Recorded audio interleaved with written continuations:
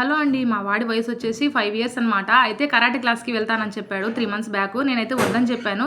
వద్దులేమా నువ్వు మార్నింగ్ లేవలేవు 6కే వెళ్ళాలనమాట. అందుకని చెప్పేసి వద్దులే అని చెప్పాను. లేదు నేను వెళ్తాను, నాకు ఇంట్రెస్ట్ ఉంది, నన్ను పంపిస్తావా లేదా అని చెప్పేసి గొడవ చేసి తీసుకెళ్ళాడు. అక్కడికెళ్ళి సార్‌ని అడిగితే సారేమో వద్దులే మేడం ఇంకా చిన్నోడు కదా తొందరగా నేర్చుకోలేడు, తనకి వద్దులే నెక్స్ట్ ఇయర్ ఒక 2 ఇయర్స్ తర్వాత పంపించుదురులేండి అని చెప్పాడు. తనేం వినలేదు. లేదు సార్ నేను చేస్తానని చెప్పేసి గట్టిగా చెప్పేసి ఇంక వెళ్ళాడనమాట. ఫస్ట్ డేనే సార్ ఏమన్నారంటే అసలు వీడు పిల్లోడు కాదమ్మా పిడుగు అని చెప్పేసి అన్నాడనమాట. అంటే స్టార్టింగ్‌లోనే వాళ్ళు చెప్పిన ప్రతి ఒక్కటి ఖచ్చితంగా చేశాడనమాట. పెద్ద పెద్ద పిల్లలే చెయ్యరు.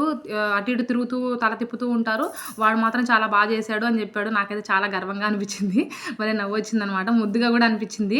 ఇంకా నెక్స్ట్ 3 మంత్స్ కంప్లీట్ అయిపోయింది. ఇప్పుడైతే తనకి అంటే దాదాపు మొత్తము ఫస్ట్ కట్ట ఫినిష్ అయిపోయింది. ఫస్ట్ కట్ట ఫినిష్ అయిపోయిన తర్వాత యెల్లో బెల్ట్ అయితే ఇస్తారంట. నాకు తెలీదు.